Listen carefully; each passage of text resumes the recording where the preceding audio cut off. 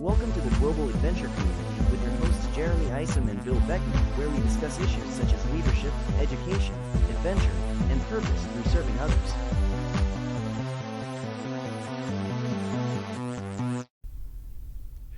Welcome to the Global Adventure Community. With me we have today great guys coming in, Jeremy Isom and Will Howlett. Hello. Will. Sorry. Are we doing this now? I didn't know. I was in the middle of Bible atlasing.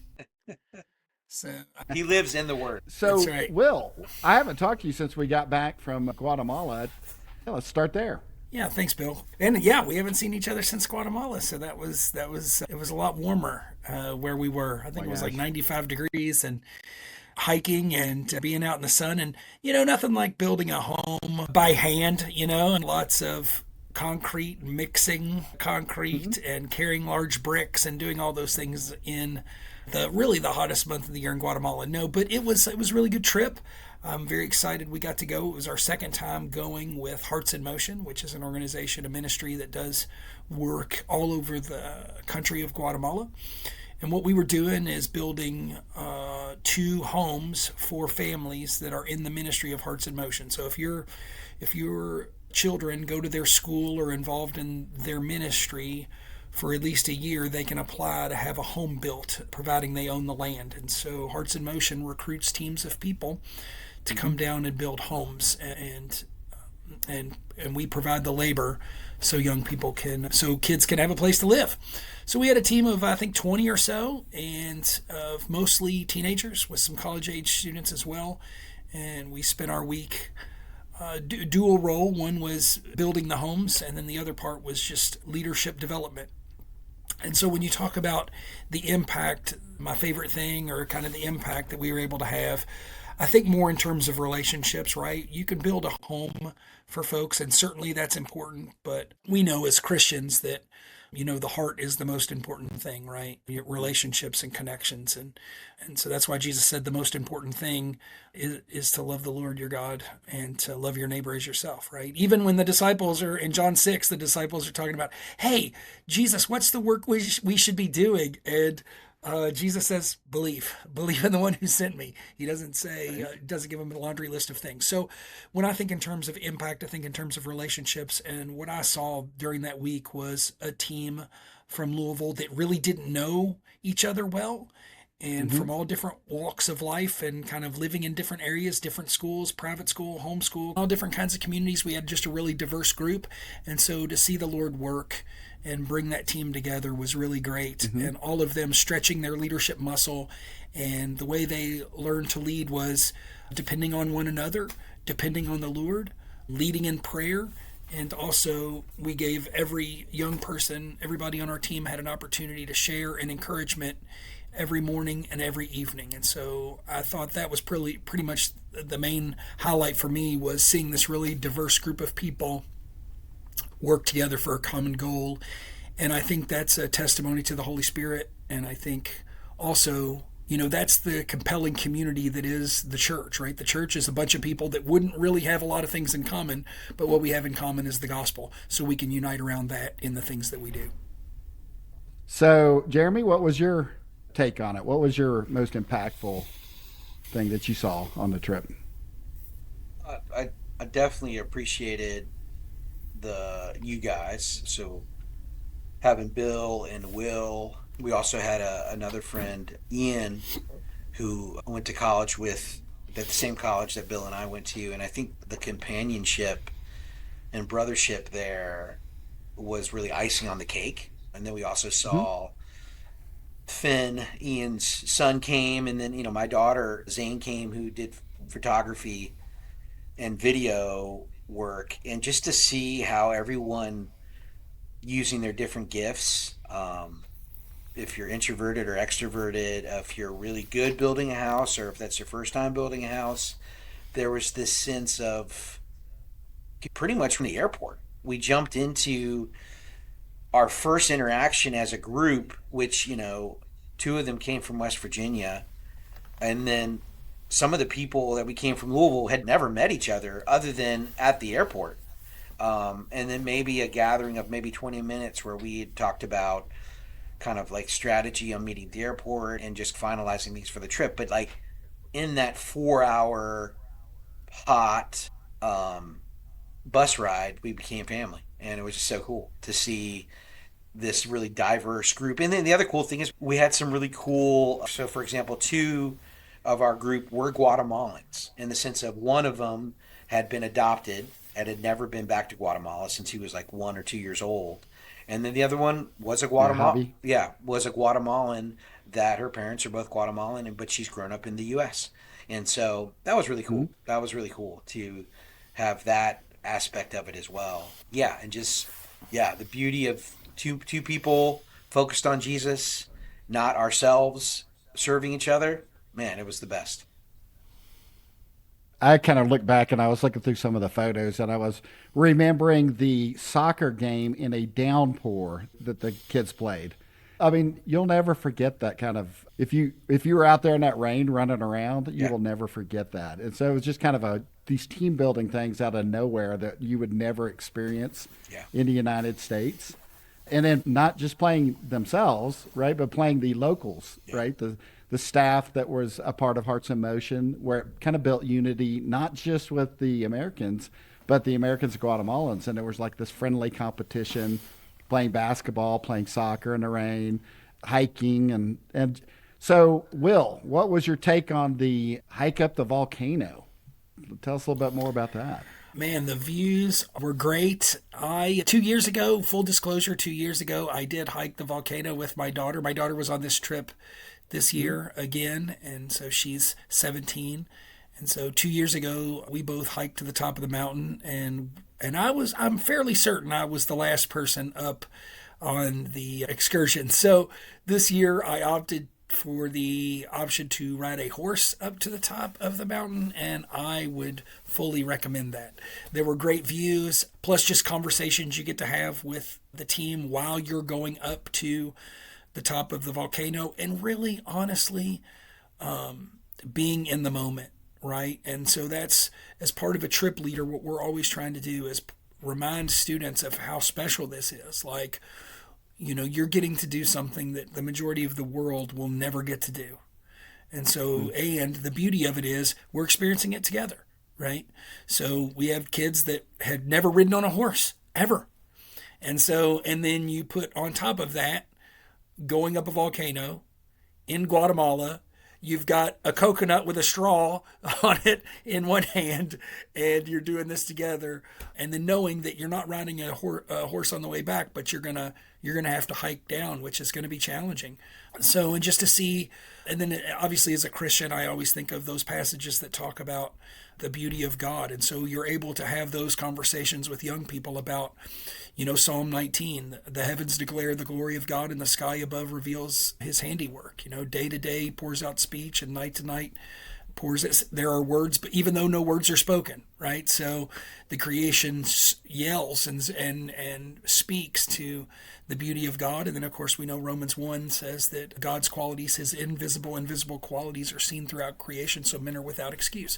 So we can look around and see, man, there is something so much greater than us, and it's God, and he's given this thing for us to enjoy, right? And that's what I love about having that piece, because not everybody that goes on that trip with Hearts in Motion does that hike. And so for us to do that together gives us an opportunity to point to the beauty of the Lord, to grow in our understanding and our relationship with him, but also to point to something greater than us, right? And that is a definite benefit of doing that and helping kids see that reality. So I thought it was awesome. I thought going to the top of the volcano was just great. Well, I have a funny experience. So I did not ride the horse, but they followed me with a horse the entire way up because they thought, surely this guy's going to give in. So they were calling the horse the Uber. My Uber taxi. So I did not. I told him, get behind me, Satan, and hiked it all the way up, brother.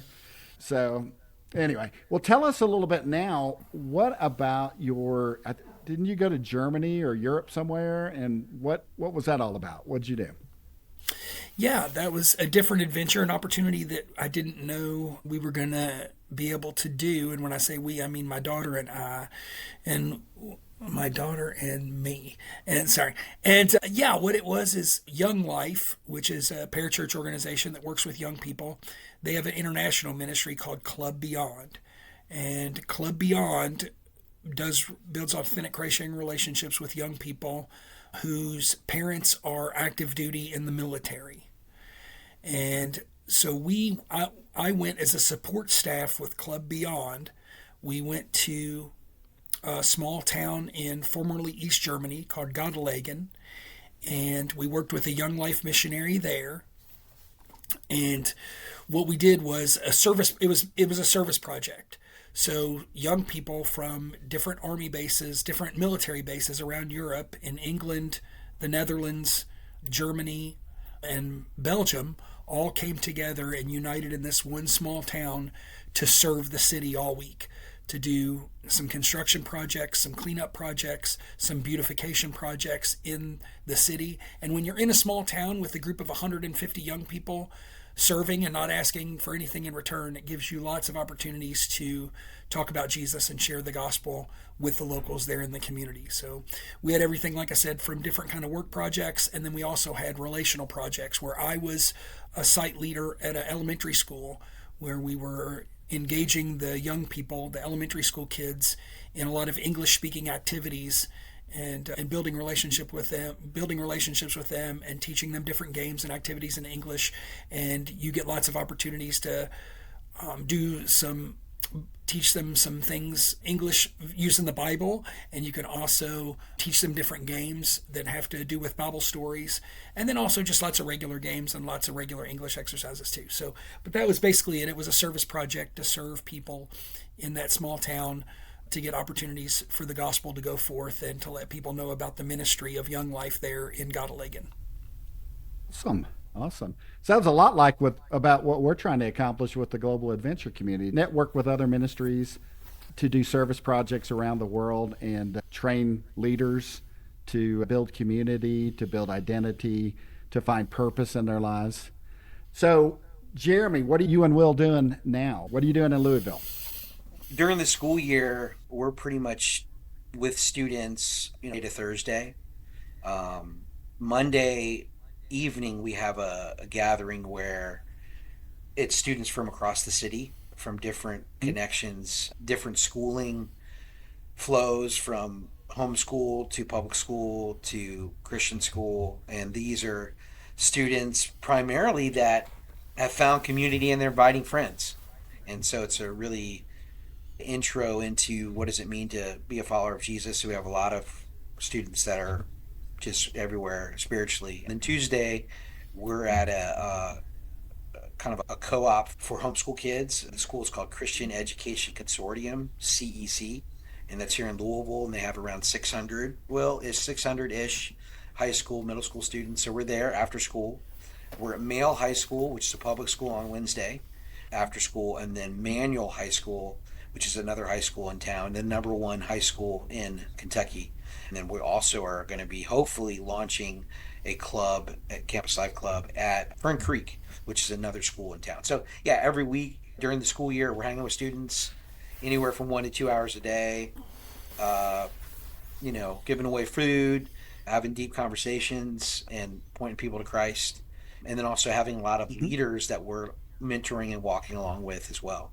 So that's the school year. Awesome. And then we also have some morsels of adventure throughout the year. Like the fall, we're going backpacking. In the winter, we're going snowboarding and skiing. And then in the spring, we're going to Florida for hit the beach. And then in the summer, we are going to go to Colorado, specifically for students that are figuring out what's next. And we're partnering with Global Adventure Community and hopefully getting a lot of young people that don't know what they want to do next and coming to be a part of that. And then we're going to South Africa. So yeah, that's in a short glance, that's what we're doing. So Will, how did you guys get together? How did you guys integrate what you were doing, Will, with what Jeremy's adventure focus? How did that all take just place? The kindness of the Lord. Honestly, the Lord is so kind. I met Jeremy at a donut shop. I worked That was the first initial kind of connection. Was I worked at a donut shop just early in the morning before my regular day started. I'd go in and work for a few hours and then go to my regular job. And so I Okay, so all kinds of jokes are coming to mind right now, but I will stop. That's good. That's good. Self-control is a fruit of the spirit. That's good. And so I was going to say more, but I'm going to use self-control as well. So that was the first thing. Is he came in the donut shop in his neighborhood with his kids. He had a church. The shirt he was wearing was identified with a church with Sojourn, and so I said, "Oh, do you work at a church?" Or so that was the first initial conversation, and then I had a really good friend in ministry who was a youth pastor at a local church, and I went to his last Sunday where they were honoring him, and the pastor introduced the new youth pastor, and it was Jeremy, and I was like, "Oh, I know that guy," and so. Then I also had a summer job in the pool, and so Jeremy made it a point to come out to my pool where I was working during the summer. I'm doing a lot of things with the school year. During the school year, I'm doing a lot of things with kids. Well, during the summer, I have a little more free time, so I would lifeguard to build relationships, local pool in my neighborhood, to meet kids, to meet young people, and to share the gospel and get opportunities to share. And so Jeremy just said, hey, he came out to visit me at the pool and said, hey, how can we collaborate? What can we do together? And so that was the first kind of start of it. And so I invited him into a local network of youth workers that I was a part of. And then kind of, I think when things really started to move was during COVID. We had done some things together, some different activities and retreats and different things. But during COVID, where kids were looking for places to hang out, we were doing a Youth for Christ club at a local church. The church closed. The youth pastor left. And so we were without a home for our regular gathering on Monday nights. And Jeremy, you can correct me if I'm wrong, but you were at a church where they had basically shut their building down. And so he's like, well, we could try to meet somewhere else or whatever. So he called me and said, hey, can we just jump in, your group and my group, jump in and do things together on Monday night? And so that was November of 2020. And ever since then, and then that's when I got to learn more about Leap and what Leap did. And I moved from, instead of just sending kids on Leap adventures, oh yeah, here's something you can do, kids. No, it was, hey, how can we do these things together? And so I jumped all in. He needed a help on a ski trip for someone he needed a van. Youth for Christ had a 12-passenger van. He needed a driver for the van. And so I drove the van, not knowing how to ski or snowboard, but I said, I can drive a van. And so I went, and it was great. I didn't bring any kids. I just went to serve and to partner with what he was doing. And then slowly but surely, we started to do more things together. And now we're pretty much integrated, where anything Leap is doing adventure-wise, I'm coming and serving and working with Leap. And then anything that we're doing on the campus, Leap is coming and being a part of that too. And not just in terms of being at the thing, but actually like sharing leadership and what are we going to do and how are we going to do it together? How can we really make it a collaborative effort instead of just coming to showing up at your thing? No, we want to have a truly collaborative effort. So that's the genesis, that's the origin story, if you will. Well, that sounds a lot like what Jeremy and I's relationship is. Jeremy, you must be a facilitator, brother, because we are trying to do the same thing and take it outside of Louisville, but to copy your formula of having clubs that funnel into trips, that we train leadership skills. And I mean, what does LEAP stand for? Leadership, what is it? Education, adventure, and I always forget the last one. Philanthropy. What's the philanthropy?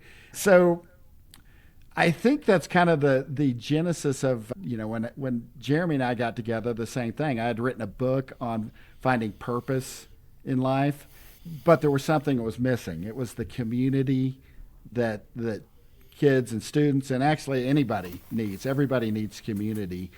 And so that's why we decided to focus on community, identity, and purpose, and try to go the next step. Use you guys as like the model of what we should like to accomplish, and to then take this to doing a lot of trips. So, Jeremy, tell us your vision for the future with the global adventure community. I think, Will and and I know you've seen Bill too, is that, you have a lot of young people that they're not fitting into any category. They don't, like Will, I was talking with Bill about, I met a former CEC student, and he is a electrician, 30 years old. And we were talking, I met him at a men's retreat, and he's like, yeah, I knew exactly what I wanted to do right out of high school. I wanted to be an electrician, wanted to go in the trades. I didn't want to go to college. Like that's one side of students, like, but then you got the other side. It's like, oh, I want to be a doctor. I want to be an engineer. I know exactly what I want to do. I'm going to this college. I got these scholarships, and there go.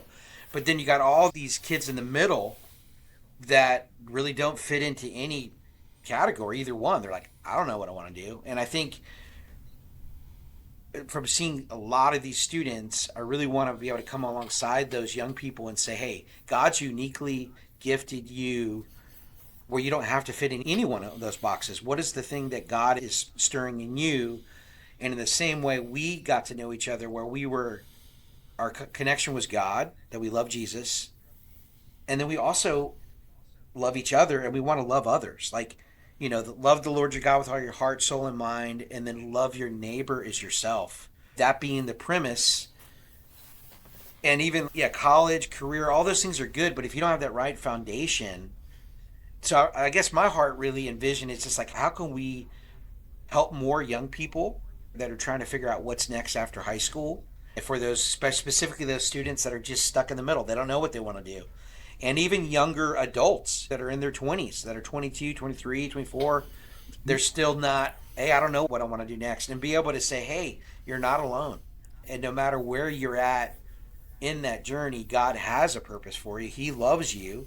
Your identity's wrapped up in Him.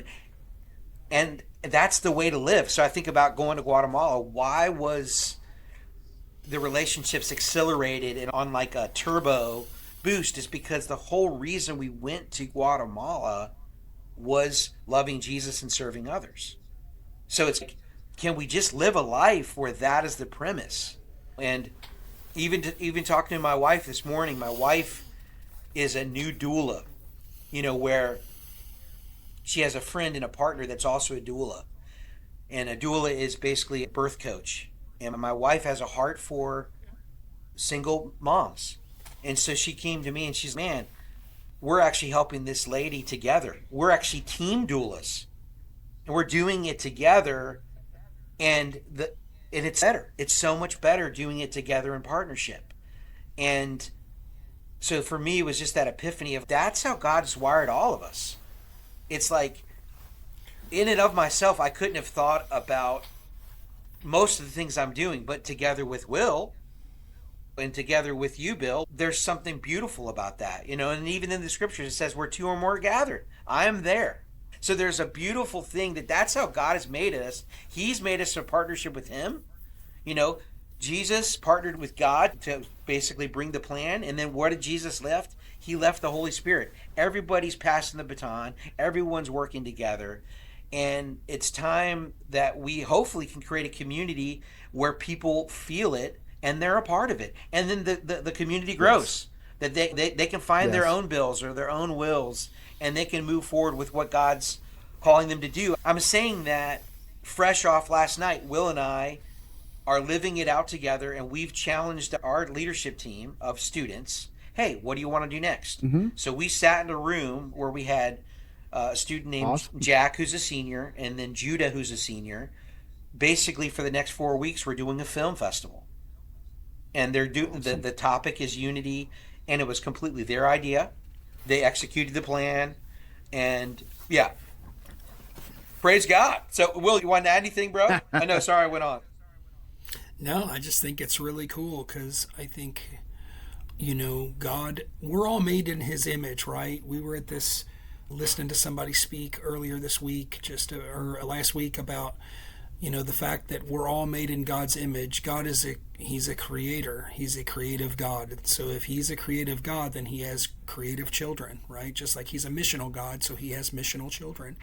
And so giving young people that space to be creative and say, man, God has created you with gifts and talents to use for His kingdom.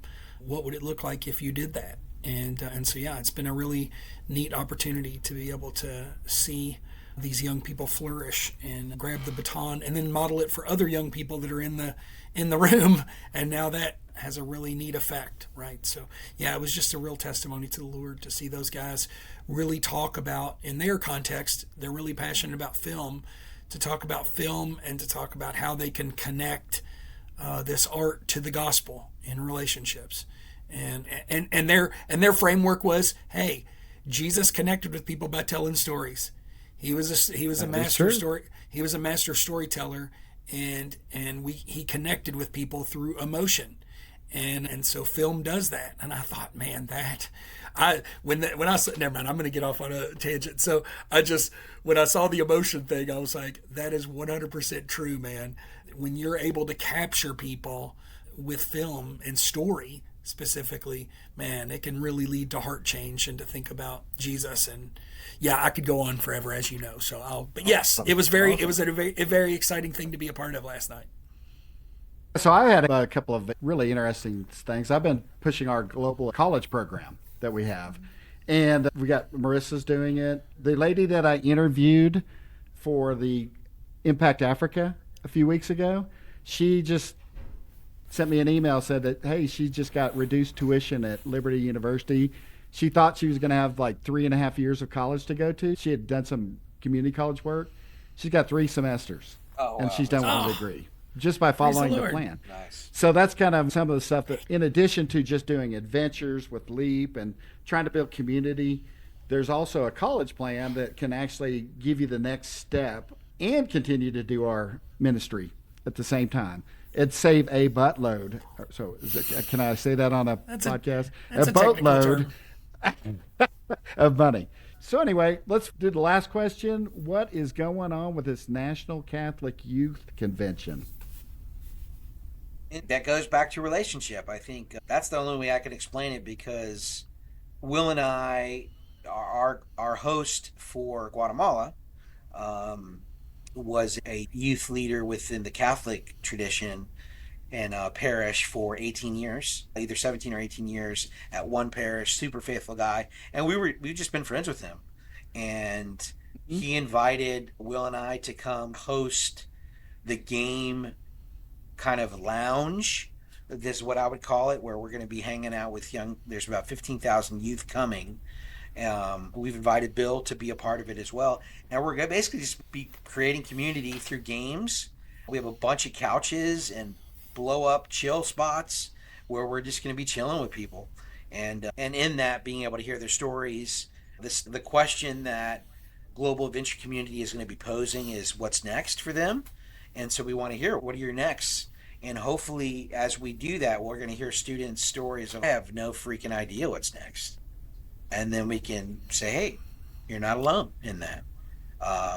Here's potentially an idea. I think the idea is, this is the first week of June, we really want to just bring and gather students that are all in their own way in that spot of, I don't really know what I want to do next. And so that week is going to be a week of adventure and really diving deep into what that individual student is wanting to do, and then coming alongside them. And the beauty of the adventure community is that we want to help students thrive in their own path. And that's really the specialty of Bill. And the irony of us three, we all have different gifts. I'm coming from a more of an adventure experiential background, and then you got Will that really, he used to do a lot of shows back in the day. He's into metal. He's really an artist and musician at the core, and has worked for Youth for Christ for years. And then you got Bill, who's bringing us together, who was a business professional and has worked all over the world. And so I think the strength is in our differences, and I think that's another thing hopefully we can model, is that, like, actually when you see someone that's different, instead of going, oh, I don't want to be around them, actually think the opposite. Because being around them actually makes you better. Yeah, you're like the George Costanza of do the opposite. Is that a comment? Do the opposite. Do the opposite. Yes, I like that. Anyway, love it. Cool. If every instinct I've ever had has been wrong, the opposite would have to be right. That's just the greatest. Appreciate you guys taking the time, and let's take care.